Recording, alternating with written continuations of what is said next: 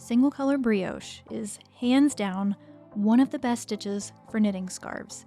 It has just the right amount of stretch, challenge, and most importantly, it looks the same on both sides, so there won't be any odd looking bits when you wrap it around your neck.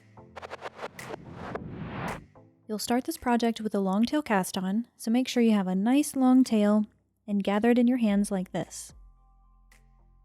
Then swing the needle down to catch the loop on your thumb, swing it up to catch the loop on your finger, and release the thumb loop over the tip of the needle. Tighten it all up and keep going until you count 39 loops on your needle. I'm using Lion Brand Ferris wheel yarn for this one. It's a beautifully textured acrylic roving yarn that's relatively new to Lion Brand's lineup. And this colorway is called Full Moon, but full disclosure, it looks quite a bit different in person than it does in the pictures on Lion Brand's website. So you can order it directly from them. You can find it in some Joann's, but I picked up mine from Amazon. I'll have a link in the description below if you want to go that route too. When you have 39 stitches cast on, go ahead and flip it and set yourself up to knit the first stitch. Then pull the yarn forward and slip the next stitch purlwise. Then with the yarn still forward, knit the next stitch. And repeat. Pull the yarn forward, slip one purlwise, and knit the next stitch. This stitch kind of gets a bad rap as far as being difficult, and there can be difficult aspects to it, especially if you're using two colors, but honestly, single color brioche knitting is more simple than it seems. Once we have this setup row complete, there's really just a 2-row repeat. So if you've done everything correctly, you should end with a yarn forward, slip one purlwise, and knit the last stitch. Then flip your work, and we'll start row 2. Go ahead and knit the first stitch, and next you see this crazy looking stitch. Just insert your needle and knit these 2 loops as if they were one. That's called a brioche knit or a BRK. Then pull the yarn forward, slip one purlwise, and BRK. That's the repeat for this one. All right, at the end of this row, you should end with a BRK and then knit the last stitch.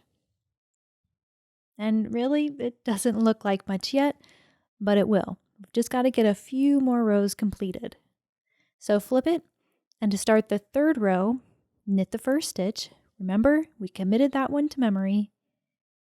Then yarn forward, slip one purlwise, and BRK. That's our familiar repeat that we're working sort of within each of these rows. So keep going with that. Slip one purlwise and BRK. And at the end of row 3, you should end with a yarn forward, slip one purlwise, and knit the last stitch. And those 2 rows make up the stitch pattern. Believe it or not, you'll just start over with what you did in row 2, followed by a row 3. So remember, I told you the repeat for brioche stitch was pretty simple. You're just repeating rows 2 and row 3 over and over, and that's pretty much all there is to it. If it's feeling a little bit awkward or clunky now, once you work a few more rows, you'll really get the hang of the stitch pattern. Row 2 and row 3 are really similar. You're essentially always pulling the yarn forward, slipping one purlwise, and brioche knitting. It's just that each row starts and ends a little bit differently. So keep going with that repeat through 2 rolls of yarn, or it's about 540 yards if you end up substituting with another yarn. It'll also measure about 68 inches long, give or take. Make sure you leave yourself a few yards to work the bind off, and make sure you've ended after finishing a 2nd row.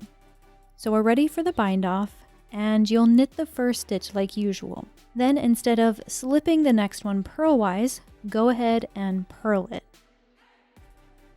Then pass the first loop over the last.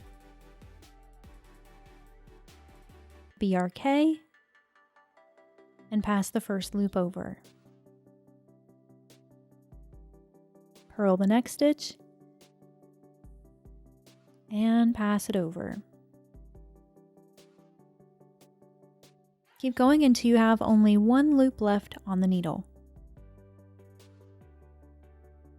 Then simply pull up on that loop and pull that remaining tail through to finish it off.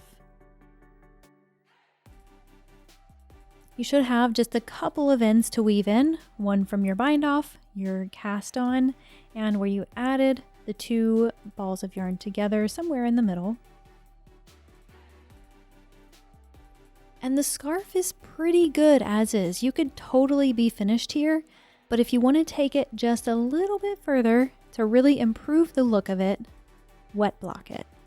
There's a couple different ways of doing this. What I typically do is fill my sink with lukewarm water, and if you want, you can add a bit of wash. Now this is specifically for yarn. I've never tried using anything other than this.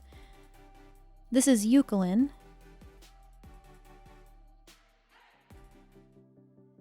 We'll let that soak for 15 minutes. And while that's soaking, get your blocking boards ready. So I picked these up from Amazon years ago, but they're still available in a slightly less bright color. And if you want to check those out, I'll have a link in the description. But honestly, if you have some athletic flooring tiles, those will work just fine. Basically, anything you can get wet and stick pins in will work for this. So it's been about 15 minutes. We'll drain the water, and here's where you have to be really careful, especially if you used a roving yarn like me. Agitating it too much will cause the yarn to pill and get, well, frizzy. We don't want that, so carefully roll the scarf and gently squeeze out as much water as possible.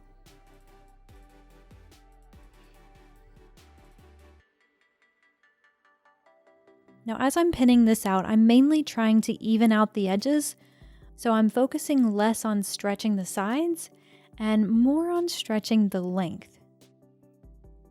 A good rule of thumb is to evenly space your pins every couple of inches, and these grids are really helpful with that. Now, it'll take a few days to dry completely, and it's important you don't unpin it before it's all the way dry. That'll give the best results. If you remove the pins before it's all the way dry, it's not really going to hold the block very well, and it might go back to its sort of wavy side edges. That's all for now, friend. Don't forget to check the description box below for a link to the pattern and the supplies I used if you want to replicate the scarf I made. And last but not least, thank you so much for watching the entire tutorial. That's a huge help and support to the channel here. Hit that subscribe button, and I'll see you in the next one.